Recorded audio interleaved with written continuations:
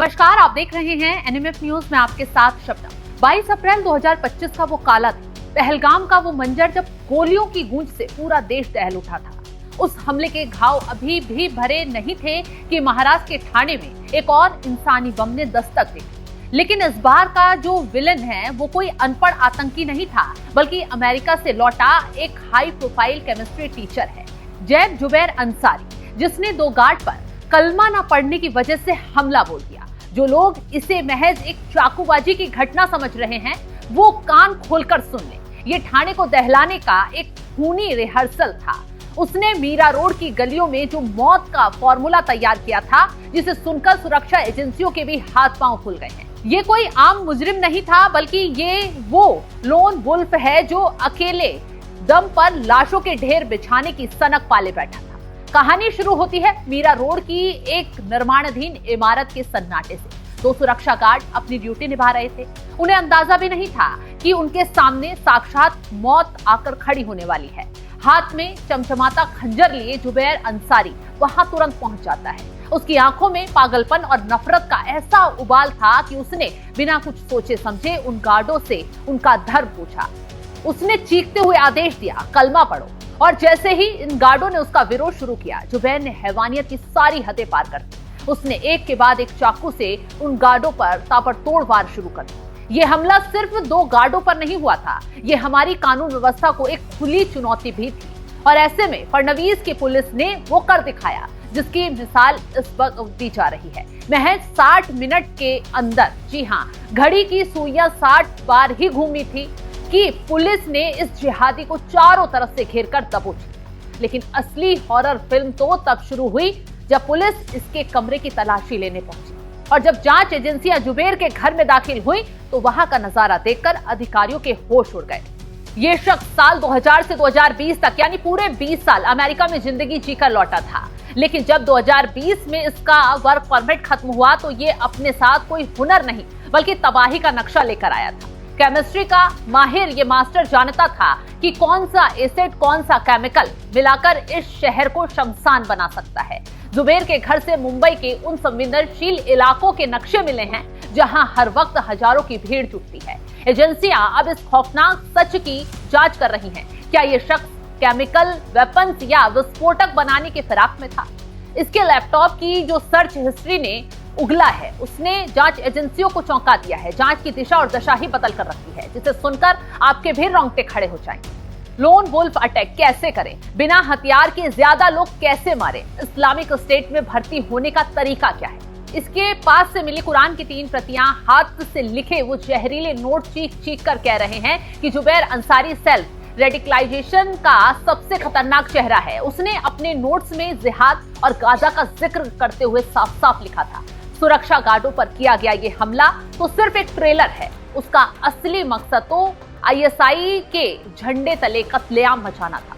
सोचिए, एक ऐसा शख्स जिसकी अफगान मूल की पत्नी उसे छोड़कर जा चुकी थी, जो कुर्ला और वासी की तंग गलियों में रहकर अपनी नफरत को खाद पानी दे रहा था, वो हमारे समाज के बीच कितना बड़ा खतरा बनकर घूम रहा था। और मुख्यमंत्री देवेंद्र फडणवीस की तरफ से भी खुद इस मामले को लेकर सख्ती दिखाई गई है। उन्होंने खुद कहा है कि ये शख्स इंटरनेट की उस डार्क दुनिया का शिकार था जहां युवाओं के दिमाग में बारूद भरा जाता है। ऐसे में मुख्यमंत्री फडणवीस ने इस पूरे मामले को लेकर सख्ती दिखाई और साफ साफ कह दिया है, ये मामला लोन वुल्फ यानी अकेले किए गए हमले जैसे लगता है। और शुरुआती जांच में आरोपी के घर से कुछ संदिग्ध और आपत्तिजनक सामग्री मिली है। आरोपी के व्यवहार और मिले सबूतों से ऐसा संकेत मिलता है कि वो खुद को कट्टर विचारों से प्रभावित कर चुका था। शुरुआती जांच में सामने आया है कि आरोपी की सोच जिहाद के नाम पर हिंदू धर्म को निशाना बनाने की और झोंकी हुई थी।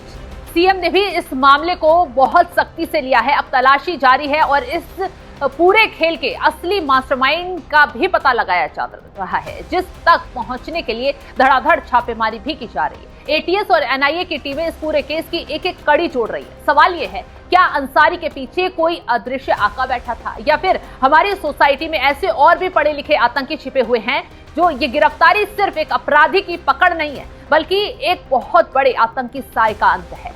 लेकिन सावधान रहिए, क्योंकि जब दुश्मन पड़ोसी बनकर रहता हो तो खतरा और भी बढ़ जाता है। जैब जुबैर अंसारी तो जेल की सलाखों के पीछे पहुंच गया, लेकिन उसकी ये जहरीली विचारधारा अभी भी आजाद घूम रही है। तो ऐसे में सतर्क रहें, सुरक्षित रहें, क्योंकि ये जंग अभी आपके और हमारे बीच छिपे इन गद्दारों के खिलाफ है। अभी इस मामले में और खुलासे भी हो सकते हैं। कोई इसके साथ शामिल तो नहीं था, ये किसी गैंग का हिस्सा तो नहीं था, इसकी भी जांच पड़ताल लगातार की जा रही है। फिलहाल जो खुलासे मुंबई पुलिस ने किए हैं, एटीएस ने किए हैं, उसको लेकर आप क्या कुछ राय रखते हैं? कॉमेंट बॉक्स में अपनी राय जरूर बताइएगा।